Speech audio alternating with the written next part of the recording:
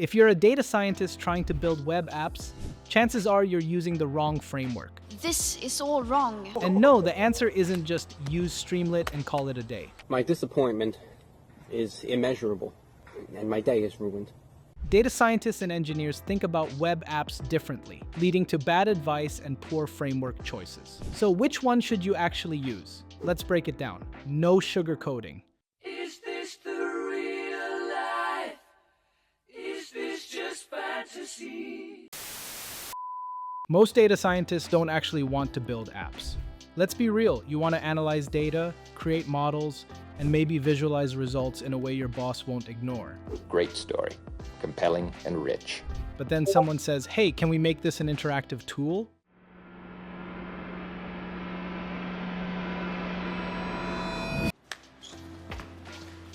And suddenly, you're debugging CSS issues in Dash or screaming at Streamlit for reloading your entire app when you tweak one input.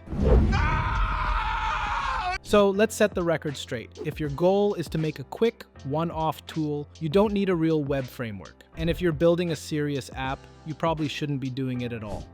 What the fuck is this? So which framework tier is for you? S tier, S as in shit needs to get done fast. Streamlit. If you need an app up yesterday, Streamlit is your best friend. It's simple, pure Python, and lets you turn scripts into apps with zero front-end knowledge. But the moment your app gets complex, think multiple users, real authentication, long-running tasks, Streamlit starts falling apart. It refreshes unnecessarily, lacks fine-grained control, and doesn't scale well. Shiny for Python, like Streamlit, but slightly more production-ready. It's got better reactivity, but still suffers from limitations in complex apps. A tier, mo power, mo problems. Dash, the grown-up version of Streamlit. Built on Flask, gives you way more control, but requires you to actually understand web development. Good for production, but the learning curve is real. But if you don't like HTML, CSS, JavaScript, you're gonna suffer. And it's not great for truly large-scale apps. FastHTML, a new contender from the FastAPI authors that lets you build full-stack apps without touching JavaScript. Sounds too good to be true? Maybe. But it's promising if you want async capabilities without dealing with FastAPI plus React. B tier, for those who think they are software developers. FastAPI plus React. This is the real software engineer approach. Fully scalable, async, highly flexible, but also a huge pain for most data scientists. If you like coding in JavaScript and setting up front-end, back-end communication, go for it. But this is overkill for 90% of data scientists.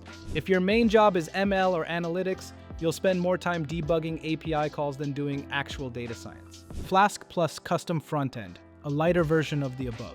Good if you need full control but don't want to deal with React. But again, do you really want to be a web developer? C tier, for when you hate yourself. R Shiny. If you're an R user, you might be tempted. Don't be. Shiny's async support is painful, and its Python version isn't mature enough yet. If you must use it, fine. But be prepared for weird bugs. Tableau, Power BI, Looker Studio. Not even web frameworks, but a surprising number of companies just use these for apps. If your goal is data presentation, this might actually be smarter than trying to build an app from scratch. D tier, performing BDSM on yourself. Gradio, Nice Guy, TyPy, Panel, Quarto. These are fun toys, but they aren't widely supported, and you'll regret choosing them when you run into a roadblock and realize the community is tiny. Presswald. Some people say it's a lightweight way to spin up dashboards with SQL or CSVs. But let's be honest, if you're doing that, you might as well use Excel. Clojure plus Vega Lite. Look, I respect anyone who wants to do data science in Clojure, but unless you enjoy being part of an obscure programming cult, this is a hard pass. Arkelos, a niche framework that technically uses FastAPI under the hood,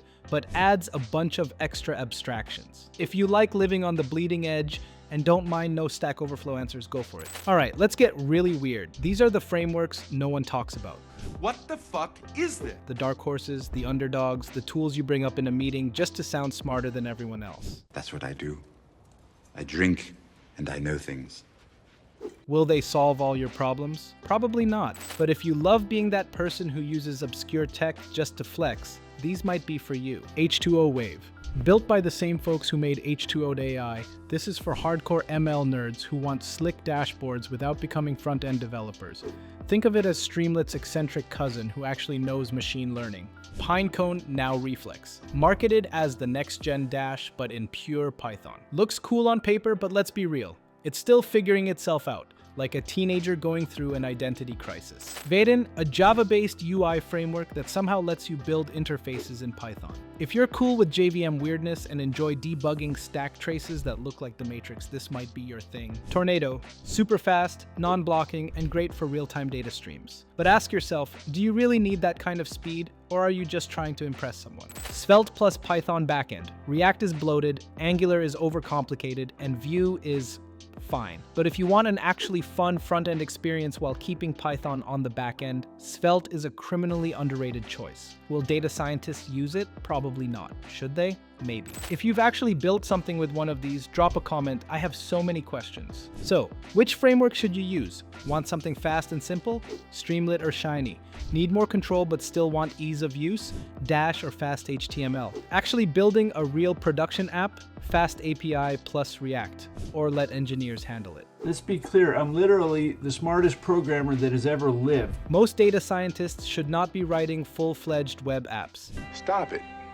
Get some help. If your company is forcing you to, maybe the real solution is to tell them to hire an actual web developer. But hey, what do I know? Let me know what framework you love or hate in the comments. I'll be waiting for the Dash versus Streamlit flame wars.